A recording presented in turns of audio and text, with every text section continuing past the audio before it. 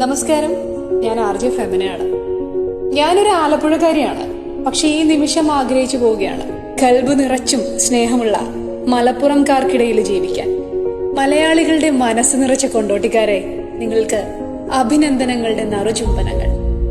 Covid മഹാമാരിക്കും തുള്ളിമുറിയാതെ പെയ്ത പേമാരിക്കും ഇടയിലൂടെ മനസ്സിൽ ആകാശത്തോളം സ്നേഹം നിറച്ച് ജീവന്റെ തുടിപ്പുകൾക്കായി പിടയുന്നവരെ വാരി വലിച്ചെടുത്ത് ആശുപത്രികളിലേക്ക് മാറോടണക്കിക്കൊണ്ട് ഓടിയ കൊണ്ടോട്ടിക്കാരെ, നിങ്ങളാണ് താരങ്ങള്, നിങ്ങൾക്കാണ് സല്യൂട്ട്.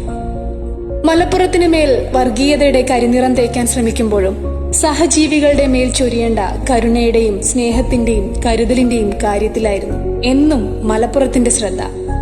ഇന്നലെ കരിപ്പൂരിൽ ജീവനുകൾക്കായി പിടയുന്നവരുടെ ജാതിയോ മതമോ കൊണ്ടോട്ടിക്കാര് തിരക്കിയില്ല. മലപ്പുറത്തിനെ കരിവാരി തേക്കാൻ ശ്രമിച്ചവരോ അവരുടെ വേണ്ടപ്പെട്ടവരുണ്ടോ എന്നും നോക്കിയില്ല.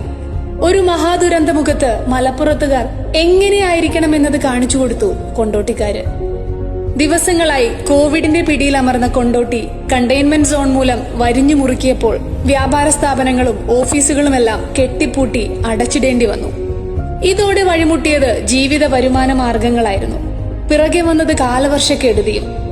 ഓരോ ദിനങ്ങളും തള്ളി നീക്കാൻ പാടുപെട്ടുകൊണ്ടിരിക്കുമ്പോഴാണ് ഇന്നലെ വലിയ ശബ്ദത്തോടുകൂടി ആ മഹാദുരന്തം കൊണ്ടോട്ടിയുടെ മണ്ണിലേക്ക് പറന്നിറങ്ങിയത്.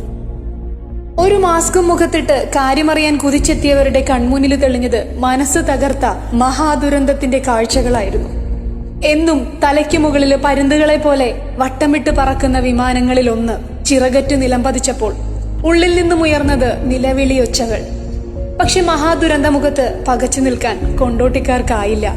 ജീവനു വേണ്ടി പിടയുന്നവർക്കിടയിലേക്ക് സധൈര്യം കരുണയുടെ കൈകൾ നീട്ടിച്ചെല്ലുമ്പോൾ ഇന്ധനത്തിന് തീ പിടിച്ച് വിമാനം പൊട്ടിത്തെറിക്കുമെന്നോ കോവിഡ് ഭീഷണിയില് കർശന പരിശോധനകൾക്ക് വിധേയമാകാനുള്ളവരെയും നെഞ്ചിലേറ്റിയാണ് ആശുപത്രിയിലേക്ക് കുതിക്കുന്നതെന്നോ കൊണ്ടോട്ടിക്കാർ ചിന്തിച്ചില്ല. ഞൊടിയിടയിലാണ് രക്ഷാപ്രവർത്തനങ്ങൾക്കായി കൈകോർത്തു പിടിച്ചത്. ലോക്ക്ഡൌൺ അടഞ്ഞുകിടന്ന റോഡുകള് തുറപ്പിച്ചതും ആശുപത്രികളിൽ എത്തിക്കുന്നവർക്ക് വേണ്ട സൗകര്യങ്ങൾ ഏർപ്പെടുത്തിയതുമടക്കം എല്ലാം ചെയ്തത് വിമാനത്താവള പരിധിയിലെ മൊബൈൽ സിഗ്നൽ പരിമിതികൾ മറികടന്നാണ്.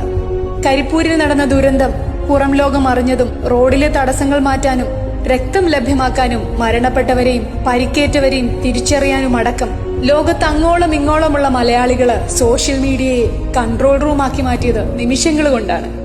അല്ലെങ്കിലും ചില വർഗീയ രാഷ്ട്രീയ കോമരങ്ങളെ മാറ്റി നിർത്തിയാൽ നമ്മള് മലയാളികൾ എന്നും ഒറ്റക്കെട്ടല്ലേ. Thank you.